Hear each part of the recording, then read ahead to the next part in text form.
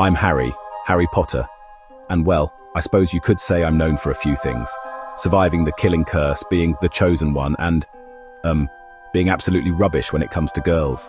But there was this one time during my 4th year at Hogwarts when I actually managed to do something right in that department. It all started when they announced the Yule Ball. Suddenly, the air at Hogwarts was thick with excitement and anxiety. I knew who I wanted to ask. Cho Chang. She was beautiful, smart, and a brilliant Quidditch player, but every time I saw her, my tongue seemed to tie itself in knots. Bloody hell, Harry. We're going to end up going alone, aren't we? Ron wasn't much help. He was too busy panicking about his own date situation. Oh, honestly, just go up and ask her, Harry. The worst she can say is no. Easy for her to say. She wasn't the one whose stomach did somersaults every time Cho walked by. Cho, would you? No, that's rubbish. Buck up, lad. Where's that Gryffindor courage? I tried to practice in front of the mirror, but it was hopeless. Even the paintings were starting to give me pitying looks. Days passed and I kept putting it off. Until one afternoon in the courtyard. I saw Cedric Diggory heading towards Cho with a determined look on his face. It was now or never. My heart was pounding so hard I thought it might burst out of my chest. But somehow I managed to walk over to her. Cho, can I talk to you for a second?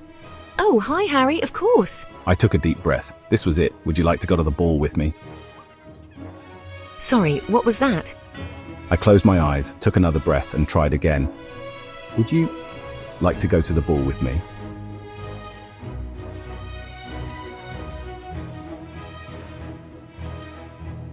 I'd love to, Harry. I couldn't believe it. I'd actually done it.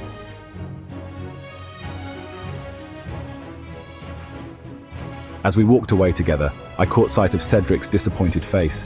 For once, I'd been the one to get there first.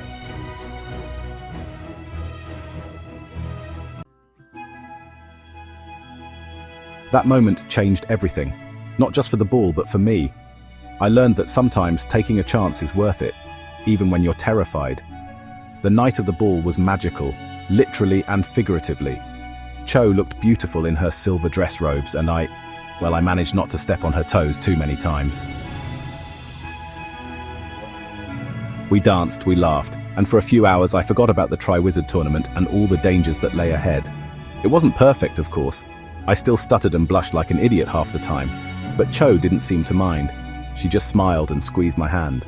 Looking back, I realized how much that night meant to me. It wasn't just about the dance or even about Cho. It was about realizing that I could face my fears and come out on top. And who knows, maybe if I hadn't asked Cho that day, things might have turned out very differently for all of us. But that's a story for another time. For now, I'll just say this. Sometimes, the smallest decisions can have the biggest impacts. And sometimes, being brave isn't about facing dark wizards or dragons. Sometimes, it's just about asking a girl to dance.